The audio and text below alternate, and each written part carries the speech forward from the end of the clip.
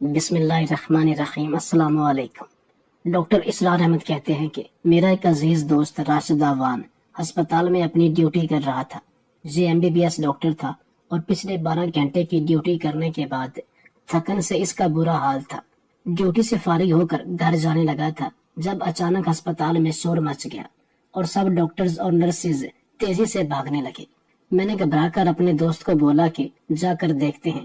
جتنا شور اسپتال میں ہونے لگا ہے لگتا ہے کوئی حادثہ ہو گیا ہے۔ لوگوں کی آوازوں پر ہم دونوں پریشان ہو کر ہسپتال کے بیرونی دروازے کی جانب بڑھ گئے۔ ویسے تو ہم ڈاکٹر تھے اور یہ روزمرہ کا کام تھا۔ اکثر ایسے تیزی میں مرتے ہوئے مریضوں کو ہمارے پاس لایا جاتا تھا، اور جب کبھی کسی روڈ پر حادثہ ہو جاتا تو زخمیوں کی تعداد دیکھ کر ہمارے دل گھبرا جاتے، کیونکہ ابھی ہم اس کام میں نئے آئے تھے اور ہمارے دل ان حادثات کی عادی نہیں ہوئے تھے۔ اس وقت بھی میں اپنے دوست کے ساتھ تیزی سے شور کی جانب بڑھ رہا تھا۔ ہم اسپتال کے بیرونی دروازے کے پاس پہنچے تو 2 ایمبولینس سے تیزی سے نوجوان لڑکوں کی لاشوں کو اتارا جا رہا تھا۔ نوجوان لڑکوں کی ایک ساتھ موت دیکھ کر ہمارے دل دھک سے رہ گئے۔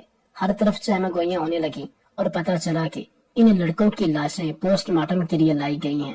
ان میں سے ایک لڑکے کے علاوہ 3 بھی ساتھ ہیں اور بری طرح چیخ چیخ کر رو رہے تھے۔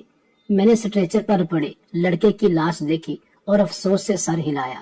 یقیناً کوئی حادثہ ہوا تھا کہ ایک ہی جگہ سے 2 لڑکوں کی لاشیں برآمد ہوئی تھی۔ میں اور میرا دوست وہاں جانے لگے جب ہمارے ایک ڈاکٹر نے ہمیں دیکھ کر اپنی طرف بلایا۔ میں اس ڈاکٹر کے پاس گیا، وہ ہمارے پروفیسر بھی تھے اور میڈیکل کے دوران بھی انہوں نے ہمیں بہت سے آپریشن اور علاج دکھائے تھے۔ وہ بہت پریشان لگ رہے تھے اور مجھ سے بولے کہ ہمیں اس وقت 2 لاشوں کا ایک ساتھ معائنہ کرنا ہے اور اس کے لیے آپ دونوں کا ہونا بھی ضروری ہے تاکہ آپ ہماری مدد کر سکیں۔ میں اپنے فرائض سے بخوبی واقف تھا، اس لیے ان کے ساتھ ہاں میں ہاں ملا کر اپنے دوست کو ساتھ لیا اور ڈاکٹر کے ساتھ چل پڑا۔ وہاں اور ڈاکٹرز بھی موجود تھے۔ لاشوں کا معائنہ کرنا کوئی آسان کام نہ تھا، اس لیے ہمیں زیادہ سے زیادہ ڈاکٹروں کی ضرورت پڑتی تھی۔ میرا دل بری طرح گھبرا رہا تھا۔ اپنی میڈیکل کی تعلیم کے دوران میں ہر آپریشن کو پوری توجہ دیتا تھا، کیونکہ مجھ میں ایک لگن ہوتی تھی کہ مجھے اس انسان کو بچانا ہے، مگر ایک مردہ وجود کا معائنہ کرنا میرے لیے ہمیشہ سے بہت مشکل رہا تھا۔ جب سے میں نے اس اسٹاف کو جوائن کیا تھا، آج پہلی بار مجھے باقاعدہ ایک ڈاکٹر کے طور پر اس کام میں حصہ لینا تھا، اور ابھی سے میرے پسینے چھوٹ رہے تھے۔ میرا دوست میری کیفیت سمجھتے ہوئے مجھے سمجھانے لگا کہ جیسے تم ایک مریض کا آپریشن کرتے ہو، یہ کوشش کرتے ہو کہ تمہیں اس کی زندگی بچانی ہے، ایسے معائنہ کرتے ہوئے یہ کوشش کرنا ہے کہ ہمیں ہر حال میں اس کی موت کی وجہ جاننی ہے۔ میں دوست کی بات پر چونک گیا اور بات سمجھ کر سر ہلایا تو وہ میرے ساتھ چلتے ہوئے بولا کہ یہ لڑکے تقریباً ہمارے ہم عمر ہوں گے، نہ جانے ان کے گھر والوں کی کیا حالت ہوگی۔ یقیناً وہ چاہتے ہوں گے کہ ان کے بیٹوں کا ناحق قتل کرنے والوں کو جہنم واصل کیا جائے۔ میں سنجیدگی سے بولا کہ پولیس کی تفتیش سے پہلے ہم کچھ نہیں بول سکتے۔ یہ بھی ہو سکتا ہے کہ ان لڑکوں نے آپس میں لڑائی کر کے ایک دوسرے کو مار دیا ہو۔ میرا دوست اور میں الگ الگ ڈاکٹروں کے پاس کھڑے ہو گئے۔ میں نے ڈاکٹر کی ہدایت پر سارا سامان تیار کیا اور مرے ہوئے لڑکے کی لاش کے اوپر سے کپڑے کاٹے۔ ڈاکٹر صاحب سنجیدگی سے معائنہ کرنے لگے۔ ان کی پوری توجہ اس کے وجود پر تھی۔ میں ان کے ساتھ کھڑا ہوا تھا۔ میں اپنے دوست کی بات سوچ رہا تھا کہ ان لڑکوں کی موت کیسے واقع ہوئی تھی۔ معائنے کے دوران ڈاکٹر صاحب اچانک ٹھٹک گئے اور لاش کو حیرت سے دیکھنے لگے۔ نہ جانے انہوں نے لاش میں ایسا کیا محسوس کر لیا تھا کہ وہ بے یقینی سے مردہ لڑکے کو دیکھ رہے تھے۔ میں چونک گیا، مگر میری توجہ لاش پر نہیں تھی، اس لیے میں سمجھ نہیں پایا۔ فارغ ہوتے ہی ڈاکٹر نے مجھے باہر جانے کا اشارہ دیا اور خود رپورٹ تیار کرنے لگے۔ میں تو باہر آ گیا۔ میرا دوست بے چینی سے وہیں پریشان تھا۔ میں اس کے پاس گیا اور اس سے پوچھا کہ کیا ہوا۔ وہ بھی گھبرا کر بولا کہ ان لڑکوں میں سے ایک لڑکے کی لاش کا معائنہ کرتے ہوئے ایک ڈاکٹر اچانک صدمے سے بے ہوش ہو گئے۔ اس ڈاکٹر کو ایمرجنسی وارڈ میں لے جایا گیا۔ میرا دوست گھبرایا ہوا تھا۔ وہ بولا کہ لاشوں میں کچھ ایسی بات ضرور ہے۔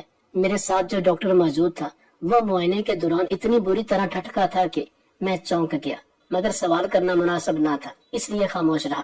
مگر جب باہر نکلا تو پتا چلا کہ ایک ڈاکٹر تو لاش کا جائزہ لیتے ہوئے اچانک بے ہوش ہو چکا تھا۔ اپنے دوست کی بات پر میں بھی چونک گیا، کیونکہ میرے ساتھ موجود ڈاکٹر بھی اسی طرح اس لڑکے کی لاش کو دیکھتے ہوئے چونکے تھے۔ میں ٹھیک طرح سے اس بات کو سمجھ نہیں پا رہا تھا۔ ویسے تو ہم دونوں دوست فارغ ہو چکے تھے اور ہم گھر جا سکتے تھے۔ ڈاکٹر نے بھی ہمیں یہی کہا تھا کہ اب تم دونوں جا سکتے ہو۔ مگر ہم دونوں نے سوچا کہ ہمیں لڑکوں کی موت کی وجہ جاننی چاہیے۔ ہم دونوں لاشوں کے لواحقین میں موجود ایک بوڑھی عورت کے پاس گئے اور وہ تڑپ تڑپ کر رو رہی تھی۔ پتا چلا کہ مرنے والے لڑکوں میں سے ایک لڑکے کی وہ ماں تھی۔ میں نے نرمی سے انہیں تسلی دی اور ان سے بولا کہ آپ بتا سکتی ہیں کہ آپ کے بیٹے کی موت کہاں اور کیسے واقع ہوئی؟ تو انہوں نے روتے ہوئے کہا کہ میرا بیٹا اپنے دوستوں کے ساتھ پچھلی رات سے گھر نہیں تھا۔ اب صبح مجھے اطلاع ملی کہ ایک گھر سے میرے بیٹے اور اس کے دوست کی لاشیں برآمد ہوئی تھی۔ لڑکوں کے موبائلوں سے ان کے گھر والوں کو فون کیا گیا، وہ ہمیں اتنا بتا کر چیخ چیخ کر رونے لگی۔ میرے دوست اور میں نے ناسمجھی سے ایک دوسرے کو دیکھا۔ میں نے کچھ سنبھل کر عورت سے بولا کہ کیا آپ کا لڑکا تعلیم حاصل کر رہا تھا؟ کیونکہ یہ بات بہت قابل توجہ تھی۔ اسکول میں پڑھتے ہوئے 2 لڑکوں کی اچانک موت ہو جانا واقعی کسی بڑے حادثے کی نشانی کر رہا تھا۔ مگر عورت کے جواب نے ہم دونوں کو بری طرح دھوکہ دیا۔ وہ بولی کہ نہیں، میرا لڑکا یونیورسٹی کا طالب علم تھا اور میں نے اسے کبھی کسی اسکول میں داخل نہیں کروایا تھا۔ ہم اس بات پر حیرت زدہ رہ گئے۔ اگر اسے اسکول میں داخل ہی نہیں کروایا تھا تو وہ وہاں کیا کرنے گیا تھا؟ ہم دونوں مزید الجھتے جا رہے تھے۔ ہم نے اس صدمے سے نڈال روتی ہوئی عورت کو زیادہ تنگ کرنا مناسب نہیں سمجھا اور وہاں سے چلے گئے۔ اپنے دوست کی حیرت پر میں نے اپنا خیال ظاہر کیا کہ یقیناً وہ لڑکا اسکول میں اپنے کسی دوست کو ملنے گیا ہوگا۔ میرے اور اس کے خیالات کا اتفاق ہوا یا نہیں، مگر وہ خاموش ہو گیا۔ ہم دونوں پہلی بار اس فرض میں شامل ہوئے تھے، اس لیے غائب دماغ اور الجھے ہوئے رہ رہے تھے، ورنہ شاید ان لڑکوں کی موت کی وجہ ہی جان لیتے۔ مجھے اب اپنی گھبراہٹ پر افسوس ہو رہا تھا کیونکہ میں ٹھیک سے لاش پر توجہ نہیں دے پا رہا تھا۔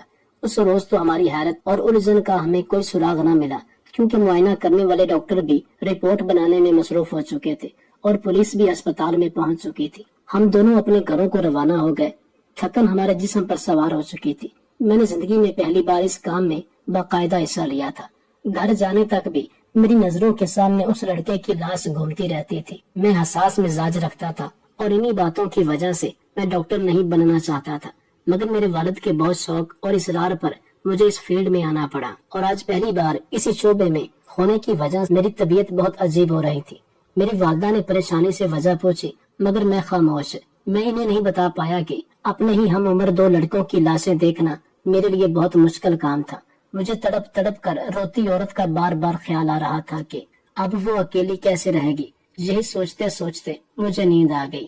گھر میں پورا دن آرام کرنے کے بعد اگلے ہی روز میں اپنی ڈیوٹی پر اسپتال پہنچ گیا، مگر اس روز اسپتال جا کر مجھ پر جو انکشاف ہوئے وہ مجھے حیرت سے تنگ کر گئے تھے۔ میں جب اپنے معمول کے مطابق اسپتال پہنچا تو میرا دوست بھی وہاں پہلے موجود تھا۔ میرے دوست نے مجھ سے کہا کہ ہمیں جا کر کل بے ہوش ہو جانے والے ڈاکٹر کی تیمارداری کرنی چاہیے۔ نہ جانے انہیں ایسا کیا ہوا تھا کہ وہ گھبرا گئے۔ میں بھی حیران ہو رہا تھا، ان ڈاکٹرز کی تو پوری زندگی یہی کام کرتے ہوئے گزر جاتی ہے، ایسا تو ہو نہیں سکتا کہ ان کے اعصاب پر کسی مردے کا معائنہ کرنا سوار ہو گیا ہو یا وہ میت دیکھ کر گھبرا گئے ہوں۔ یقیناً بات کوئی اور تھی۔ اب ہم ڈاکٹر صاحب کے پاس گئے تو وہ وہاں موجود نہ تھے۔ ہمارے پروفیسر ڈاکٹر نے ہمیں کہا کہ وہ ڈاکٹر تو کل ہی اپنے گھر جا چکے ہیں۔ ہم نے پریشانی سے پوچھا کہ ڈاکٹر صاحب کا کیا ہوا تھا اور اب وہ ٹھیک ہیں؟ تو پروفیسر نے ایک نظر ہمیں دیکھا اور پھر افسوس سے سر نفی میں ہلاتے ہوئے بولے کہ وہ کیسے ٹھیک ہوں گے، آج 2 لڑکوں کی لاشیں آئی تھیں، ان میں سے ایک لڑکا ان کا ایک بیٹا تھا۔ میرا دوست اور میں ساکت کھڑے ڈاکٹر صاحب کو دیکھ رہے تھے۔ اب ہمیں سمجھ آ رہی تھی کہ کیوں وہ ڈاکٹر اس مردہ وجود کا چہرہ دیکھتے ہی صدمے سے چیخ کر بے ہوش ہو گئے۔ پروفیسر ڈاکٹر سے بولے کہ ایک جوان لڑکے کی لاش کا پوسٹ مارٹم کرتے ہوئے جب لاش کے چہرے پر نظر پڑے اور تب باپ کو پتا چلے کہ اس کا جوان بیٹا اس کے سامنے پڑا ہوا ہے، دیکھیں یہ وقت کتنا اذیت ناک ہو سکتا ہے۔ جب ہمارے سامنے ہمارا کوئی اپنا ہی موجود ہو تو ہم اس ڈاکٹر کی کیفیت کو سمجھ رہے تھے۔ ہسپتال میں آنے والے مرحومین اور زخمیوں میں بعض اوقات ایسا بھی ہو جاتا ہے کہ ڈاکٹر کے اپنے ہی گھر والے سامنے آ جاتے ہیں۔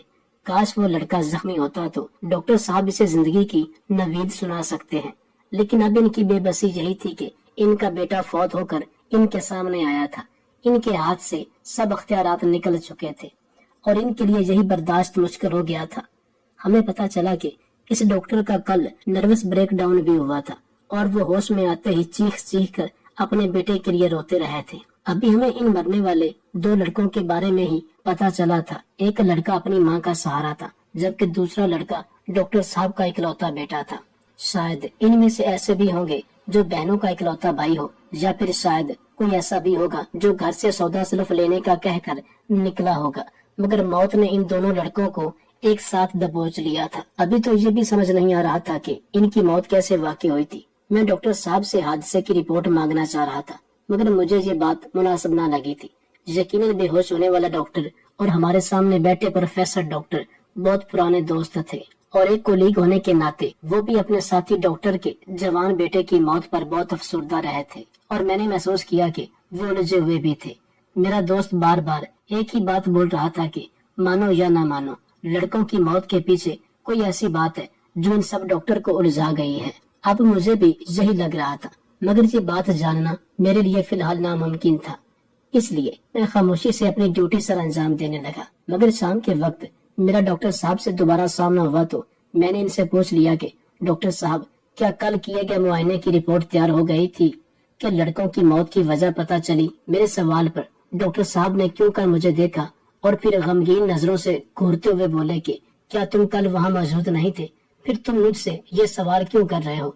क्या तुम्हें नहीं मालूम कि मौत की वजह क्या थी? मैं इनके सवाल पर गड़बड़ा गया। मैंने शर्मिंदगी से कहा कि कल मैं पहली बार मुआयने के लिए मौजूद था और बहुत घबराया हुआ था।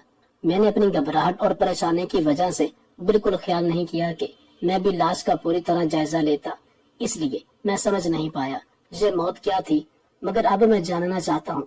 मेरे तजस्सुस को देखते हुए डॉक्टर साहब ने पहले तो मुझे थोड़ी देर अच्छी तरह डांट पिलाई और फिर बोले कि अपनी हसासियत और नाजुक मिजाजी को डॉक्टर के शोबे में एक तरफ रखना पड़ेगा। अगर कभी तुम्हें किसी लाश का मुआयना अकेले करना पड़ा तो तुम क्या करोगे? शर्मिंदगी से सर झुकाए खड़ा रहा। फिर डॉक्टर साहब बोले कि दोनों लड़कों की रिपोर्ट बिल्कुल एक जैसी है और मौत की वजह भी एक ही है। अब हम समझ नहीं पा रहे थे कि इसे कत्ल कहें या तिबी मौत। जब डॉक्टर साहब ने लड़कों की मौत की वजह बताई तो मैं हक्का बक्का रह गया, क्योंकि लड़कों की मौत एड्स की वजह से हुई थी। इन्हें एड्स होते ही अचानक मौत वाकई हो गई थी। मैं उलझ गया, डॉक्टर को देखने लगा। वो बोले कि हमारा काम यही जानना था, हमने सब कुछ पुलिस को बता दिया है, बाकी सच पुलिस तफ्तीश करके जान लेगी कि वो लड़के क्यों स्कूल से बरामद हुए और इन्हें कैसे मौत हुई। मैंने डॉक्टर साहब से कहा कि अगर ऐसी बात है तो हमें चाहिए कि इस स्कूल के तमाम लड़कों का टेस्ट किया जाए। इनमें से कोई ऐसा लड़का हुआ जो एड्स का मरीज था तो वो बहुत खतरनाक था, क्योंकि एड्स के मरीज का एक नाखून भी अगर किसी दूसरे सेहतमंद आदमी को लग जाए तो वो एड्स का शिकार होकर उसी वक्त मर जाता है। मेरी बात पर डॉक्टर साहब सर हिलाकर बोले कि तुम्हारी बात दुरुस्त है, मगर यहाँ एक बात हम सबको उलझा रही है कि दोनों लड़कों की लाश किसी लड़कों के स्कूल से बरामद नहीं हुई, बल्कि ये लड़के लड़कियों के स्कूल में मरे हुए मिले हैं। ये सुनकर मैं बड़ा हैरान हुआ और कुछ देर ना समझ सका और उलझन ज्यादा होने लगी। मैं डॉक्टर साहब को देख रहा था। जवान लड़कों का लड़कियों के स्कूल में क्या काम था? वो वहाँ कैसे पहुँचे थे और वहाँ ऐसा क्या हुआ था कि इन्हें एड्स हुआ और वो मौका पर मर गए? जब से डॉक्टर का शोबा ज्वाइन किया था, ये मेरा पहला केस था जो मेरे लिए बहुत उलझा हुआ था, इसलिए मेरा और मेरे दोस्त परेशान होना फितरी था। मगर डॉक्टर साहब का इत्मीनान देखकर लग रहा था कि वो दिन में जाने ऐसे कितने केसेस देखते रहते हैं। फौरन वहाँ से निकला और अपने दोस्त के पास पहुँचा, ये जानने के लिए बेचैन हो रहा वो अपनी ड्यूटी सर अंजाम दे रहा था। मैंने इसे चाय के लिए बुलाया और एक तरफ ले जाकर सारी बात बता दी। वो भी ये सब सुनकर हैरत ज़दा हुआ और बोला कि पुलिस तो शायद अब तक तफ्तीश करके जान गई होगी इन लड़कों की मौत वहाँ कैसे वाकई हुई। मेरे दोस्त ने कहा हमें पुलिस से पूछना चाहिए। मैंने कहा कि पुलिस के पास जाकर मामले की खोज करना मुनासिब नहीं होगा। हम डॉक्टर्स हैं और हमारा जो काम है वो हम कर चुके हैं, हमें पुलिस को तंग नहीं करना चाहिए। मगर अपने दोस्त को ये बात बताते हुए मैं खुद भी अंदर ही अंदर उलझ रहा था। हम दोनों अपनी ड्यूटी पर चले गए, मगर 2-3 दिन गुजर जाने के बावजूद हमारे दिमाग से वो वाकया नहीं निकल पाया था।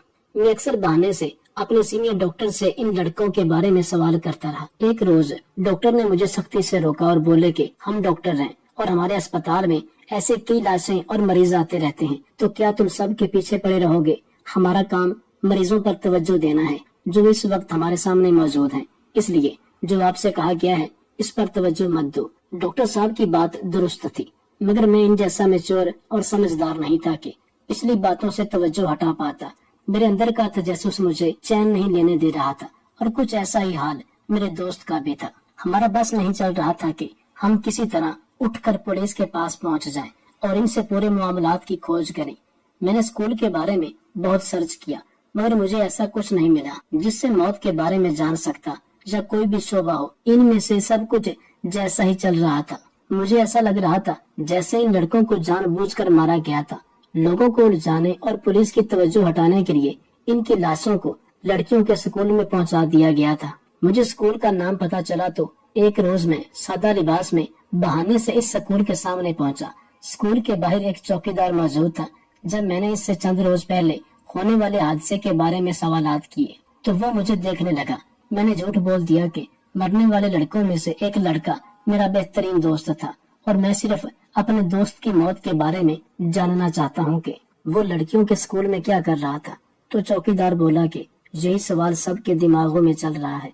तो बोला कि मैं पुलिस को पहले सब कुछ बता चुका हूँ कि जब मैंने सुबह स्कूल खोला तो दरवाजे के बिल्कुल पास सामने ही इन लड़कों की लाशें पड़ी हुई थी। मैंने हिलाने की कोशिश की और गुस्सा हुआ कि वो लड़कियों के स्कूल में क्यों आए थे, मगर जब मैंने इन्हें जगाने की पूरी कोशिश की तो पता चला कि वो लड़के मर चुके थे। मैंने फौरन पुलिस को इतला देने के बाद मुझे खबर नहीं कि इन लड़कों की मौत कैसे वाक़ई हुई थी। स्कूल में कुछ भी ऐसा वैसा दिखाई नहीं दिया था जिससे अंदाजा लगाया जा सकता कि वो वहाँ क्यों दाखिल हुए और कैसे इनकी मौत वाक़ई हुई। इस चौकीदार से भी मुझे कुछ खास पता नहीं चला। मुझे वापस आना पड़ा। मेरा दोस्त भी इस मामले की खोज में पड़ा हुआ था और जब कुछ दिनों के बाद इस वाक़या को तकरीबन हम भुला चुके थे तो एक रोज मेरे दोस्त ने मुझे फोन करके अपने घर बुलाया और मुझसे बोला कि क्या तुम्हें याद है कि हमारे अस्पताल में 2 लड़कों की लाशें आई थी, इनकी मौत एड्स से हुई थी। मैं अपने दोस्त के सवाल पर ठटक गया था और बोला कि हाँ, मुझे बहुत अच्छे से याद है, क्योंकि मैं इनकी मौत की वजह नहीं जान पाया था। मेरा दोस्त बोला कि मैं इनकी मौत की वजह जान चुका हूँ, इसलिए जल्दी आओ, मैं तुम्हें पूरी तफसील बताना चाहता हूँ। मैं अपने दोस्त के घर पहुँच गया। मेरा दोस्त मेरा ही मुंतजर था। वो मेरा हाथ पकड़कर तेजी से अपने कमरे में ले गया और कमरे का दरवाजा बहुत अच्छे से बंद कर दिया। मैं दोस्त की मशकूक हरकतों पर हैरान हो रहा था। मेरे दोस्त ने मुझे बताया कि कुछ रोज पहले मेरी अम्मी की एक कजन हमारे घर आई। वो बहुत बुरी तरह रो रही थी कि इनकी बेटी की तबीयत बहुत खराब रहने लगी है। वो अम्मी से दरख्वास्त कर रही थी कि मैं इनकी बेटी का इलाज अपने अस्पताल में करवाऊं, क्योंकि इनका माहौल और ये डॉक्टर्स वक्त के बहुत पाबंद हैं। इसलिए वो अपनी बेटी को अस्पताल में गैर मर्दों के पास इलाज के लिए नहीं ले जा सकती थी। मैं अपने दोस्त की बेतुकी कहानी पर उकता कर इसे देखने लगा और इसे टूट कर बोला कि तुम अपनी कजन का मुझे क्यों बता रहे हो? अगर तुम्हें इलाज करवाने के लिए मेरी मदद चाहिए थी तो तुम्हें मुझसे झूठ नहीं बोलना चाहिए था। मैं यहाँ सिर्फ उन लड़कों की मौत के बारे में जानने आया हूँ। दोस्त की गलत बयानी पर गुस्सा आ रहा था, मगर मेरे दोस्त ने जिद होकर मुझे देखा और बोला कि खामोशी से बात सुनो, मैं उन्हीं लड़कों की मौत की वजह ही बताने वाला हूँ। मैं अपने दोस्त की बात पर ठटक गया। एक बीमार लड़की का या मेरे दोस्त की खाला का लड़कों से क्या लेना देना था? मेरा दोस्त बोला कि मैंने अम्मी के कहने पर खाला से इनकी बेटी की सारी रिपोर्ट्स ली तो खाला ने मुझे कहा कि बेटा, तुम हमारे घर आकर मेरी बेटी को चेक कर लेना और अगर जरूरत पड़ी तो इसे अस्पताल भी ले जाना, मगर तुम्हारा सहारा होगा तो मैं अपने शौहर को मना सकूंगी, वरना मेरे शौहर पर्दे के सख्त पाबंद हैं और अपनी बेटी को किसी गैर डॉक्टर के हवाले नहीं करना चाहते। मैं खाला के इसरार पर इनके घर चला गया। जब इनकी बेटी का चेकअप किया तो बोला कि खाला, क्या आपकी बेटी शादीशुदा है? हालांकि वो लड़की कम उम्र लड़की लग रही थी, शादीशुदा कहीं से भी नहीं लग रही थी। मेरे सवाल पर खाला और इनकी बेटी का रंग उड़ गया। परेशानी से बोली कि नहीं, ये कुंवारी है। तुम ऐसी बातें क्यों कर रहे हो? तो मैंने हैरत से खाला को बताया कि आपकी बेटी माँ बनने वाली है। इस बात पर खाला सदमे से बिठने वाली हो गई, जबकि लड़की भी खौफजदा होकर मुझे देखने लगी। इससे मुझे अंदाजा हुआ कि लड़की को और खाला को इस बात का बिल्कुल भी अंदाजा नहीं था। खाला ने घबराकर अपनी बेटी को देखा और बोली कि तू घर से कहीं नहीं जाती और हमारे घर में कभी कोई गैर महरम मर्द नहीं आता। मैं भी इस बात पर परेशान हो गया। खाला गुस्से से अपनी बेटी को देख रही थी। मैंने समझाया कि अपनी बेटी पर शक ना करो, आजकल हर जगह भेड़िए घूम रहे हैं। मुझे लगा कि शायद किसी ने लड़की की नासमझी में इसके साथ ज्यादती कर डाली थी। ये मामला मेरे लिए उलझ गया था। वो लड़की बहुत पाकीज़ा और मासूम लग रही थी। और घर से कभी कहीं नहीं जाती थी। मैंने खाला को हौसला दिया कि खाला, اب اپنی بیٹی کی شادی کر دے۔ میں نے جب یہ مشورہ دیا تو خالہ بولی کہ میں اس کی شادی کسی سے نہیں کروا سکتی۔ جب میں نے حیرت کا اظہار کیا تو خالہ نے مجھے بتایا کہ میری بیٹی کو ایڈز ہے۔ جب ہم نے پہلی بار اس کا ڈاکٹر سے چیک اپ کروایا تھا تو ڈاکٹر نے بتایا کہ اس بچی کو ایڈز ہے، اسے طبی طور پر یہ بیماری لگی ہے، لیکن اب اسے بہت احتیاط سے رہنا ہوگا، اسے لوگوں سے کم ملنا ہوگا کیونکہ ایڈز کے مریض بہت خطرناک ہوتے ہیں۔ اگر ان کی وجہ سے کسی کو تھوڑا سا زخم ہو جائے تو وہ بندہ بینٹ سے مر جاتا ہے۔ خالہ بولی کہ اس روز کے بعد میری بیٹی کمرے میں بند ہو کر رہ گئی ہے، نہ میں اسے کہیں لے جاتی ہوں اور نہ ہی کسی سے ملنے دیتی ہوں، میں خود بھی دور سے ہی کھانا دیتی ہوں۔ میرا دوست بولا کہ میں اس بات پر الجھ گیا تھا کہ ایسا تو ہو ہی نہیں سکتا کہ یہ معجزاتی طور پر حاملہ ہو گئی ہو، کسی نے تو اس کے ساتھ زیادتی کی تھی۔ میرے پوچھنے پر خالہ نے بتایا کہ ہماری بیٹی عالمہ بن رہی ہے اور اسے میں نے اپنے ایک دوست کے اسکول میں داخل کروایا ہوا ہے۔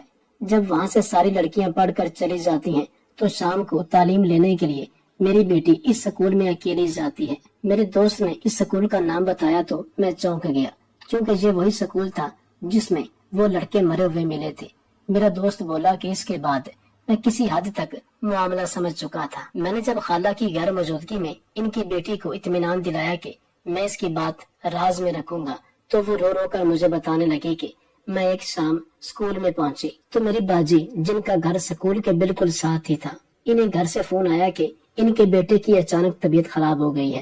باجی مجھے تھوڑی دیر کے لیے اسکول میں چھوڑ کر اپنے گھر چلے گئی، میں اکیلی رہ گئی تھی۔ دو لڑکے اسکول میں داخل ہوئے، وہ لڑکے کسی گھر میں چوری کرنے گئے تھے مگر وہ کسی پولیس والے کا گھر تھا، اور جب پولیس والے کا عملہ پہنچا تو لڑکے پولیس کے ڈر سے بھاگ کر اسکول میں پہنچے اور چھپ گئے۔ اسکول بالکل خالی تھا۔ لڑکوں نے جب وہاں پر مجھے اکیلا بیٹھے ہوئے دیکھا تو ان کے اوپر شیطان حاوی ہو گیا اور انہوں نے باری باری مل کر میرے ساتھ زیادتی کی۔ میں اپنے دوست کی بات پر متاثر ہوا۔ میرے دوست بولے کہ میری خالہ کی بیٹی بری طرح رو رہی تھی اور وہ بولی کہ باجی اپنے بیٹے کو لے کر اسپتال چلی گئی، انہیں میرا خیال نہیں آیا اور نہ ہی انہوں نے گھر فون کر کے میرے بارے میں بتایا۔ میں ان لڑکوں کی درندگی کا شکار بن گئی اور کسی کو خبر تک نہ ہوئی۔ میں بہت مشکل سے خود کو سنبھال کر باجی کے گھر کا دروازہ پار کر کے ان کے گھر پہنچی تھی۔ باجی اسی وقت ڈاکٹر سے اپنے بیٹے کو دکھا کر لائی تھی۔ وہ مجھے دیکھ کر گھبرا گئی اور مجھ سے معافی مانگنے لگی کہ وہ میرے بارے میں بالکل بھول چکی تھی۔ لڑکی بولی کہ میں اپنی حالت اپنی بڑی سی چادر میں چھپا گئی۔ باجی نے مجھے گھر بھیج دیا۔ میں گھر آئی تو بخار میں جلنے لگی۔ میرے والدین کو لگا کہ اس سکول میں اکیلے ہونے کی وجہ سے میں بری طرح ڈر گئی ہوں۔ اس روز کے بعد سے میں اسکول میں واپس نہیں گئی تھی۔ میں کسی کو نہیں بتا پائی کہ اس رات میرے ساتھ کیا ہوا تھا۔ روتے ہوئے بولی کہ ان لڑکوں کو کبھی معاف نہیں کروں گی۔ تب میں نے اسے بتایا کہ وہ لڑکے اپنے انجام کو پہنچ چکے ہیں۔ تمہارے ساتھ غلط کرنے کے بعد جب انہوں نے اسکول سے نکلنے کی کوشش کی تو وہ وہیں پر مر گئے کیونکہ اس لڑکی کے ساتھ زیادتی کرنے کی وجہ سے انہیں ایڈز ہو چکا تھا۔ ان لاشوں کا معاملہ تو حل ہو چکا مگر مجھے اس لڑکی کا دکھ ہو رہا تھا اور میں اللہ کا انصاف بھی دیکھ چکا تھا کہ کیسے ان لوگوں کو ان کے گناہ کی سزا اللہ نے دنیا میں ہی دے دی تھی اور وہ بھری جوانی میں ایڈز کی وجہ سے موت کے منہ میں چلے گئے۔ کسی نے بالکل سچ کہا ہے کہ کبھی کسی مظلوم پر ظلم نہ کرو۔ اس کے دل سے نکلی ہوئی بد دعا عرش کا سینہ چیر کر